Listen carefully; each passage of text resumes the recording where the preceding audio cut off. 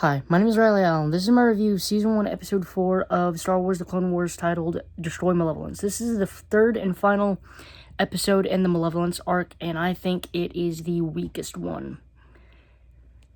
I just didn't find it as enjoyable. So they're planning Obi-Wan, Plo Koon, Anakin, and Ahsoka, and Yularen.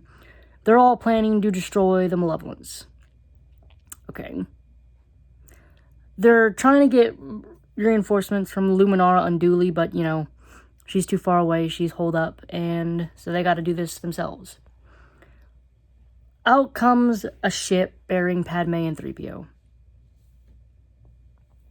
They were given coordinates by Palpatine because the Bacon clans want to negotiate. So, I'm trying to figure out what's Palpatine's go here, because we know he's playing both sides. Is this a ploy to get Padme killed so Anakin will turn to the dark side?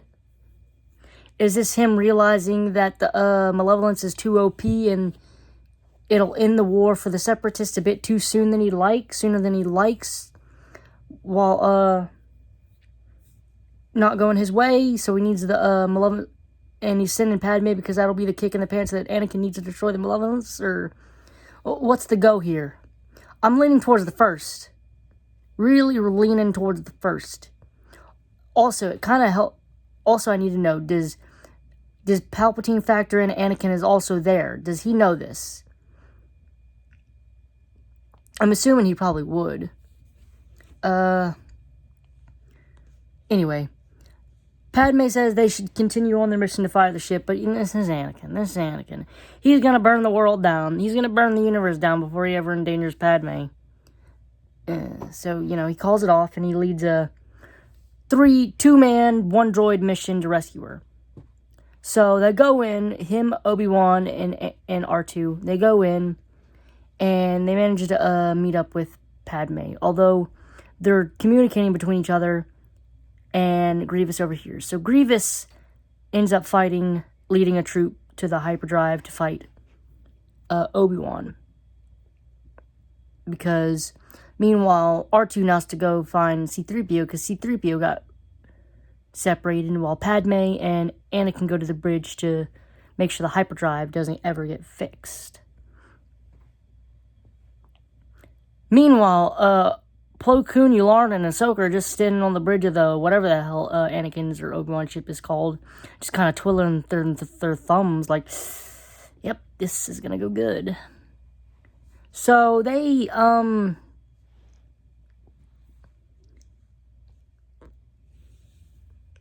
I really don't like C-3PO. He's kind of annoying. I never really noticed that till, this episode. Maybe it's just this episode, maybe it's just, he's a very annoying character, but I find him very annoying.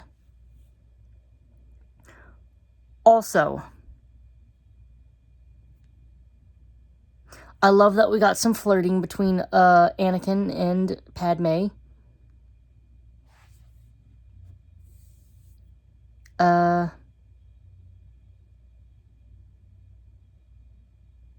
There was one line that Anakin said. So Padme tells Anakin ever since she's known him, he's been playing with droids after he destroyed some battle droids. And he says, yeah, but I used to put them together, but now I only take them apart. He said that so blasé. I kind of wish Matt Lanter would have been directed to kind of put that in a more somber voice.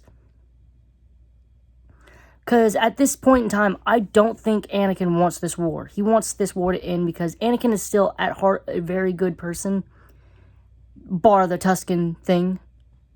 And he still wants the best interests of the galaxy. I kind of wish he'd have said that a bit more somberly, like maybe, remembering how... I kind of wish he'd have said it a bit more somberly, kind of emphasizing that when they first met, his mother was still alive, It was a worse time because he was a slave, but it was a better time because he was with his mother. Something like that, maybe. I don't know.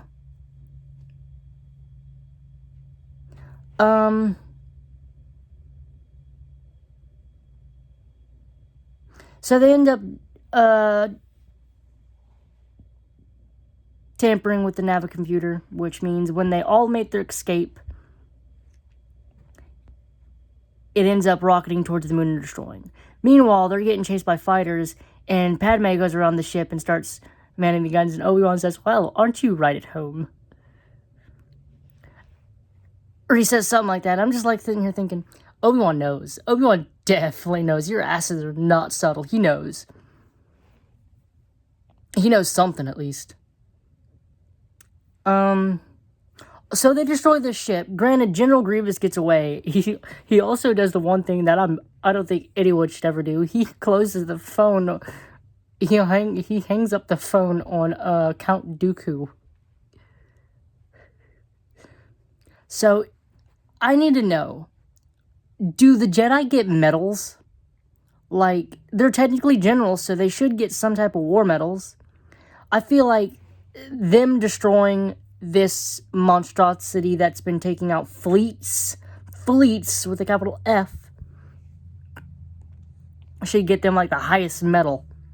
Also, you know, they show us episodes like this, where Anakin and Obi-Wan are just kicking ass and taking names, and then I'm sitting here thinking, oh, how are they losing the war if they got Anakin and Obi-Wan? Are they just constantly throwing Anakin and Obi-Wan at the hardest shit, the worst fronts, because they know they can take it? While everybody else is getting their asses kicked by something that Anakin and Obi-Wan would call a Tuesday afternoon? I'd find that hilarious. Like, they're sending Obi-Wan and Anakin to the trenches, like the absolute worst places, because that's the dream team. That's where you want to go. You want to send the 312th and the 501st. They'll get this shit done. Meanwhile, Jedi Knight John Doe is currently getting his ass kicked by 12 droids in some outpost on the middle of bumfuck nowhere. Meanwhile, that's just a Tuesday break. That's a break on Monday for Anakin and Obi-Wan. 12 droids, what are you doing? I don't know. It's just like, the Malevolence, of course, did destroy a lot of ships. And it took Anakin himself took casualties in the last episode, but they destroy it with 3 people and 2 droids. And took no casualties in this. They infiltrated this ship while Grievous was on it and took no casualties.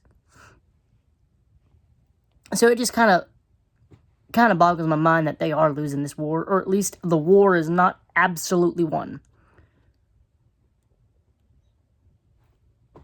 I don't know.